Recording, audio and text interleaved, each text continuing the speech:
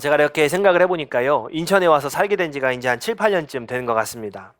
그러니까 그렇게 오래 산 것도 아니고 또 뭐 그렇게 짧게 산 것도 아닌 것 같습니다. 근데 뭐 따지고 보면은 사실 저희는 저희 가정은 인천에 연고가 없는데 뭐 어떻게 따져보면 인천 사람이다라고 할 사람은 아마 인천에서 태어난 저희 둘째 딸만 그렇지 않을까 싶습니다. 인천 와보니까 생각보다 굉장히 지역이 넓더라고요. 굉장히 넓은 지역입니다. 근데 이제 우리가 어쨌건 사는 지역은 이게 항구랑 좀 가까운 그런 동네지요. 그러니까 처음에는 월요일 오전에 어디를 가려고 나오면 이 길에 막 큰 트레일러들이 막 다니는 게 이게 적응이 안 되는 겁니다. 운전하기도 너무 무섭고, 야, 이 큰 차들이 왜 이렇게 많이 다닐까?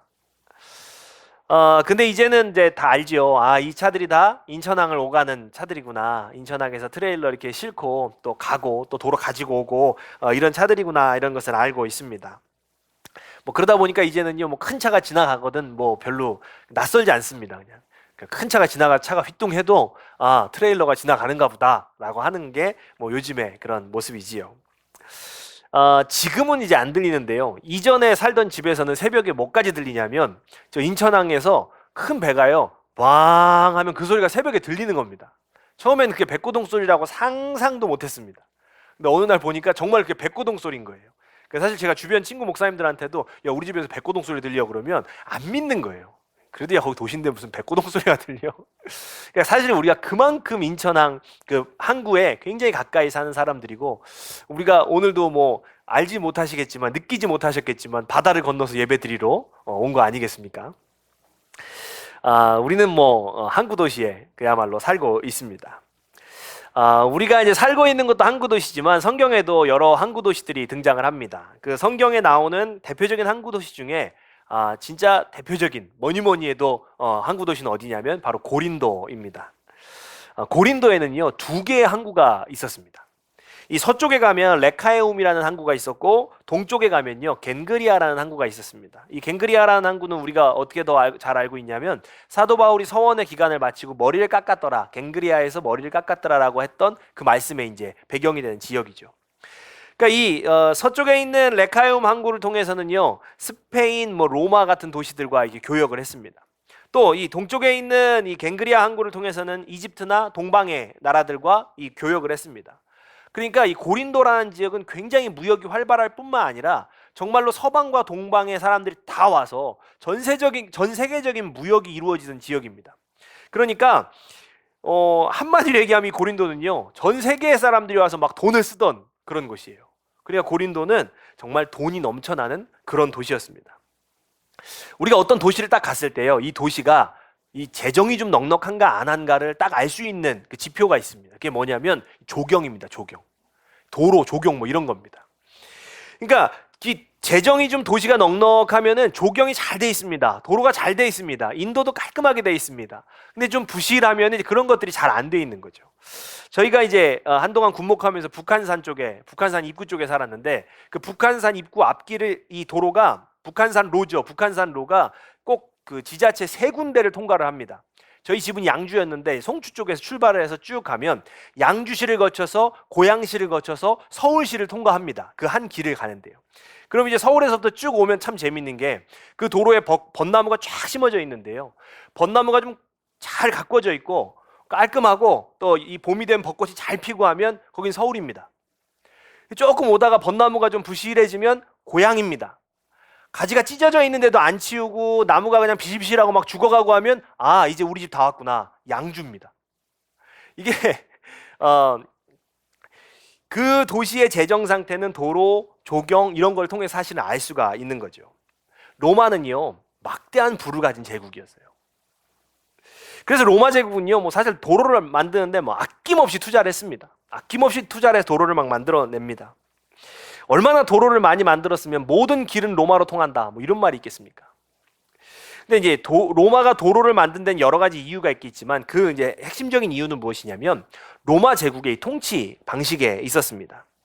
이 도로를 통해서 로마 제국 전역을 다 연결해 놓는 거죠. 로마 제국 전역을 딱 연결해 놓고 평소에는 어느 지역에 어느 정도 자치를 줍니다. 자치할 수 있는 권한을 줬다가 이 도시에서 반란이 일어나거나 문제가 생기면 이 거점에 위치해 있던 군대가 이 도로를 통해서 순식간에 들어가서 제압을 하는 겁니다. 이게 로마의 통치 방식이었습니다. 이 도로를 통해서 군대가 막 빠르게 진입을 하는 거죠. 뭐 어쨌든지 간에 그런 뭐 통치의 그런 그 방식의 이유에서 도로가 생겼을지 몰라도 로마 사람들은요, 이 도로를 통해서 물자, 교역, 뭐 소식 전달 등을 뭐 너무나 편리하게 할 수 있었던 거죠.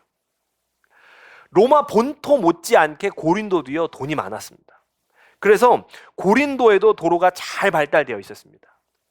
레카에움 항구에서부터 고린도 시내까지 직선으로 쫙 뻗은 도로가요, 지금까지 남아 있습니다. 사진 한번 잠깐 보겠습니다. 네, 이 도로가 유적으로 남아 있는 것입니다.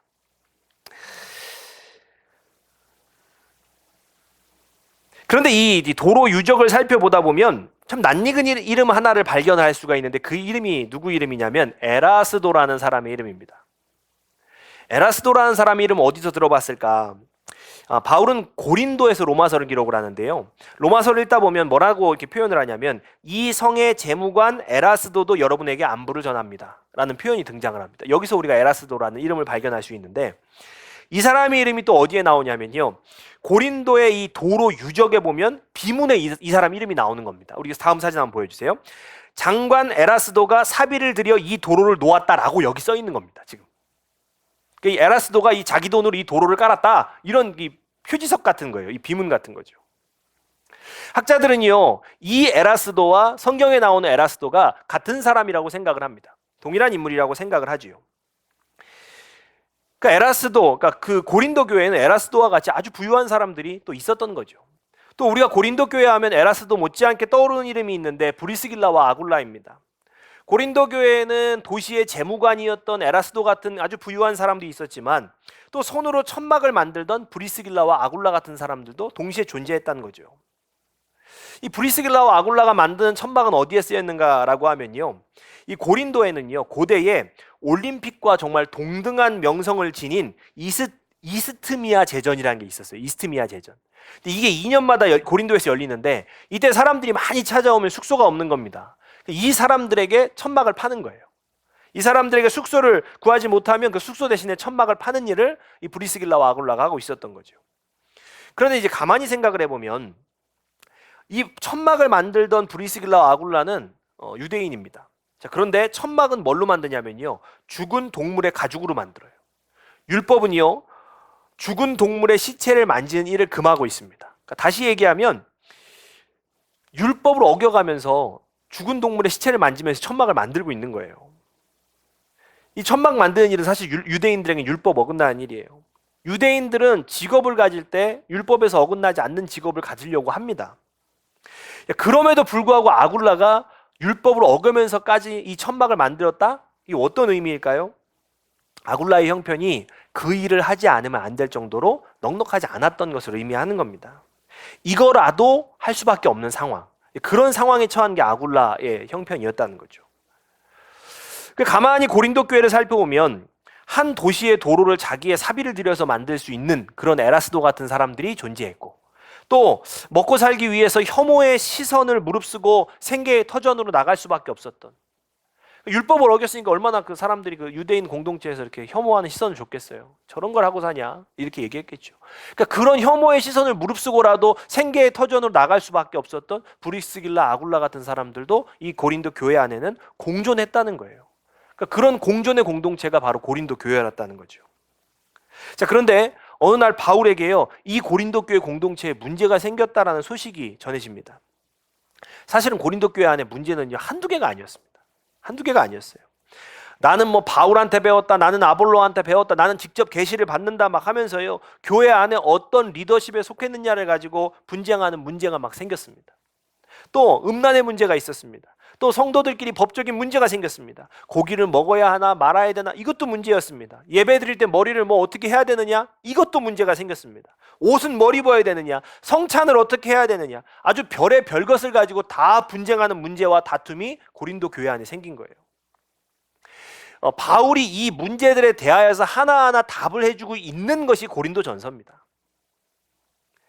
오늘 우리가 읽은 본문은 그 가운데서요, 어떤 문제를 다루고 있냐면 성찬의 문제를 다루고 있어요. 사도 바울이 이 성찬의 문제를 언급하는 것이 오늘 본문입니다. 바울은 고린도에 1년 반 정도를 머뭅니다. 고린도 교회를 개척하고 1년 반 정도를 머무는데, 바울이 순회 사역을 하는 그 기간 동안에 1년 반이라는 시간은 굉장히 긴 시간입니다. 상대적으로 굉장히 긴 시간이에요. 그러니까 함께 있었던 시간이 긴 만큼 사도 바울은 고린도 교회에 굉장히 애정이 깊었던 거예요. 또 그 애정만큼이나 그 고린도 교회 안에 문제가 생겼다, 분쟁이 생겼다, 다툼이 생겼다라는 소식에 사도 바울은요, 굉장히 크게 분노를 하고 있습니다. 사도 바울이 17절 말씀을 보면 뭐라고 얘기합니까? 너희의 모임이 유익하지 못하고 도리어 해롭다. 모이는 게 도리어 해롭다는 거예요. 아주 사도 바울은 직접적으로 지금 분노를 드러내고 있습니다. 그렇게 싸우고 분쟁하는데 도대체 모이는 게 무슨 의미가 있냐는 거죠. 이어서 20절을 보면은요, 그런즉 너희가 모여서 주의 만찬을 먹을 수 없으니 라고 기록을 합니다. 성만찬에 대해서 이렇게 표현을 해요. 자, 그런데 이 말이요, 너희가 더 이상 성만찬 하면 안 된다, 성만찬 할 수 없다, 이런 표현이 아니에요. 이런 표현은 아닙니다. 그래서 이 말씀을 좀 더 우리가 잘 알 수 있는 번역으로 보겠습니다. 헬라어 성경으로 한번 보겠습니다. 우리 같이 읽겠습니다. 고린도전서 11장 20절 말씀 같이 보겠습니다. 시작. 그러니 이런 상황에서는 여러분이 한 자리에 모여도 그것은 주의 만찬을 먹는 것이 아닙니다. 아멘. 그러니까 사도 바울이 뭐라고 얘기하는 거예요? 그렇게 분열되어 있으면서 하는 성찬은 아무 의미가 없다는 거예요. 그러니까 바울이 이야기하는 성찬은 오늘날 우리가 행하는 이 예식화된 성찬과는 좀 다릅니다. 23절을 보면 내가 너희에게 전한 것은 주께 받은 것이다 라고 표현을 하지요. 고린도 교회에 바울이 가르쳐준 성찬은요, 예수님이 하셨던 것 그대로입니다.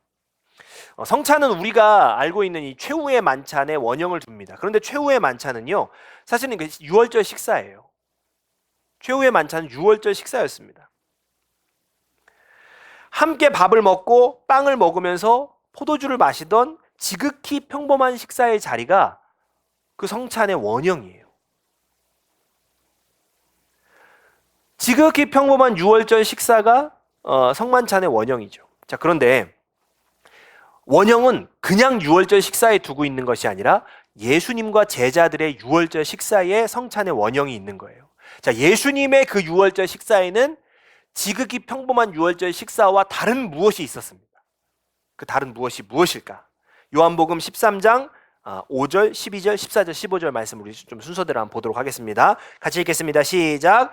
이에 대야에 물을 떠서 제자들의 발을 씻으시고 그 두르신 수건으로 닦기를 시작하여 그들의 발을 씻으신 후에 옷을 입으시고 다시 앉아 그들에게 이르시되 내가 너희에게 행한 것을 너희가 아느냐? 내가 주와 또는 선생이 되어 너희 발을 씻었으니 너희도 서로 발을 씻어주는 것이 옳으니라. 내가 너희에게 행한 것 같이 너희도 행하게 하여 본을 보였노라. 아멘. 예수님의 유월절 식사 자리에서는요, 이 식사의 자리에 찾아온 손님들의 발을 씻겨주는 것, 종들이 하는 일이었어요. 그 종들이 하는 일을 예수님께서 제자들의 발을 씻어주심으로 행하십니다. 그리고 말씀하세요. 너희도 이렇게 살아라. 너 서로 낮아지고 서로 사랑하며 이렇게 살아라 라고 예수님 말씀하세요. 예수님의 그 최후의 만찬의 날에 유대 땅 곳곳에서는 유월절 식사가 이루어졌습니다. 유월절 식사의 자리에는 그들의 전통에 따라서 어린 양고기가 다 올라갔을 겁니다. 그러나 예수께서 계신 식사의 자리에는요, 다른 곳에는 없었던 것이 존재합니다. 예수의 유월절 만찬에는요, 당신이 직접 유월절 어린 양이 되어 보이실 그 사랑이 그 식탁에는 존재했던 거예요. 성찬은요, 떡과 포도주를 마시며 친히 유월절 어린 양이 되신 주님의 죽으심을 기억하고 그분이 보이신 사랑을 닮아 서로 낮아지고 서로 사랑하며 살기를 다짐하는 겁니다. 이게 성찬의 본질이에요. 성찬은 예수님, 그 친히 유월절 어린 양이 되시는 예수님, 그 예수님의 사랑을 담고 서로 낮아지고 그 낮아짐의 사랑을 닮아가는 것, 그게 성찬의 본질이라는 거예요. 여러분, 우리가 매주 성찬을 합니다. 저는 우리 예배 가운데 참 좋은 거라고 생각해요. 우리가 매주 성찬을 합니다. 예식화된 성찬을 하죠. 그리고 이 성찬이 끝나고 나면 진짜 식사를 하죠. 진짜 식탁을 갖습니다. 그런데 우리 매주 김밥을 먹죠. 근데 우리 김밥 먹는다고 불평하는 분이 아무도 없습니다. 왜 이거 김밥에 대한 메뉴에 대한 불평이 없느냐? 그게 본질이 아니니까요. 김밥을 먹냐, 도시락을 먹냐가 본질이 아니라 우리의 식탁의 본질은 거기에 있지 않기 때문에 아무도 그거에 대해 불평하지 않는 것입니다. 사도 바울은 고린도 교회가요, 성도들이 함께 밥을 먹을 때마다 서로 낮아지고 서로 사랑하고 이 성찬의 본질을 행하기를 바랬던 거예요. 사도 바울은 그 성찬의 본질을 행하는 교회가 되기를 바랬던 거죠. 그런데 어떤 일이 일어났습니까? 고린도전서 11장 21절과 22절입니다. 우리 같이 보겠습니다. 시작. 이는 먹을 때에 각각 자기의 만찬을 먼저 갖다 먹음으로 어떤 사람은 시장하고 어떤 사람은 취함이라. 너희가 먹고 마실 집이 없느냐? 너희가 하나님의 교회를 업신여기고 빈궁한 자들을 부끄럽게 하느냐? 내가 너희에게 무슨 말을 하랴? 너희를 칭찬하랴? 이것으로 칭찬하지 않노라. 아멘. 고린도 교회 안에 어떤 일이 일어났습니까? 고린도 교회 안에는요, 에라스도와 같이 신분이 높은 사람들, 귀족들도 있었고, 브리스길라와 아굴라와 같이 정말 열심히 부지런히 일해야 먹고 사는 사람도 있었고, 또 노예들도 있었어요. 서로 다른 신분의 사람들이 모여 있었습니다. 그런데 노예들과 같이 일이 늦게 끝나서 늦게 오는 사람들이 교회에 와보면 먹을 음식이 없었던 것입니다. 돈 있고 부유한 사람들이요, 뒤에 올 사람들 생각하지 않고 막 다 자기들끼리 먹고, 심지어는 너무 포도주를 많이 마셔가지고 막 취하는 일까지 생기는 거예요. 일상생활에서 홀대받고 푸대접 받았을 이 가진 것 없는 사람들이 주의 만찬을 먹고자 모인 거룩한 자리에까지 와서도 동일한 대접을 받고 있는 거예요. 바울은요, 사랑의 본질을 잃어버리고 고린도의 만연한 차별주의, 계급주의가 지금 주의 만찬을 먹겠다는, 주의 만찬을 하는 자리까지 들어섬에 대하여서 강력하게 분노하고 있는 것입니다. 너희가 먹고 마실 집이 없어서 하나님의 교회를 업신여기냐? 바울은 자신의 분노를 숨기지 않고 거침없이 얘기해요. 그리고 사도 바울은요, 이것을요, 죄의 문제까지 연결해서 이야기를 합니다. 고린도전서 11장 27절 28절입니다. 같이 읽겠습니다. 그러므로 누구든지 주의 떡이나 잔을 합당하지 않게 먹고 마시는 자는 주의 몸과 피에 대하여 죄를 짓는 것이니라. 사람이 자기를 살피고 그 후에야 이 떡을 먹고 이 잔을 마실지니. 아멘. 때때로 이 말씀을요, 고린도 교회의 상황과 이렇게 비추어서 보지 않아서 좀 잘못 이해하는 경우가 있습니다. 이 말씀을요, 어떤 자기를 살피는 성찰 또는 도덕적 상태를 점검하는 것, 이런 말씀으로 받아들일 때가 있어요. 그래서 이 말씀을 어떻게 해석하냐면, 때때로 어떤 우리의 삶에 죄가 있고 문제가 있으면 성찬하면 안 된다는 식으로 오해하는 경우가 있습니다. 자, 그런데 바울은요, 사실 이 본문에서 그런 얘기를 하고 있는 것이 아닙니다. 고린도 교회에 보내는 이 편지, 고린도 교회의 상황을 비추어서 보면은 바울이 성찬을 하기 전에 자신을 살피라는 것은 내가 사람을 어떻게 대하고 있는지를 살펴보라는 말이에요. 가지지 못하고 어려운 사람들을 업신여기고 낮게 보진 않는지, 내 안에 어떤 편견으로 나만의 사람을 나누고 평가하고 있지는 않은지 살펴보라는 것입니다.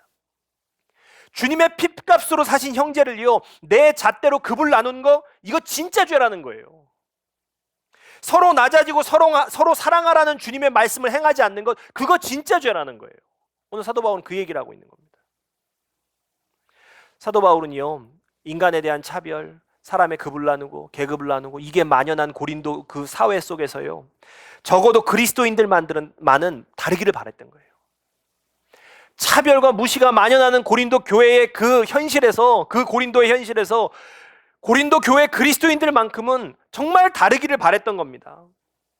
세상에서는 없이 산다고, 무식하다고 손가락질 받는 사람들도 예수를 따르는 사람들이라는 이름을 가진 자들 안에서만은 세상 안에서 받을 수 없었던 존중과 세상 안에서 받을 수 없던 사랑을 받기를 원했던 거예요. 그런 바울의 소망이 처참히 무너진 거죠. 사도 바울은요, 다시 한번 고린도 교회에 권면합니다.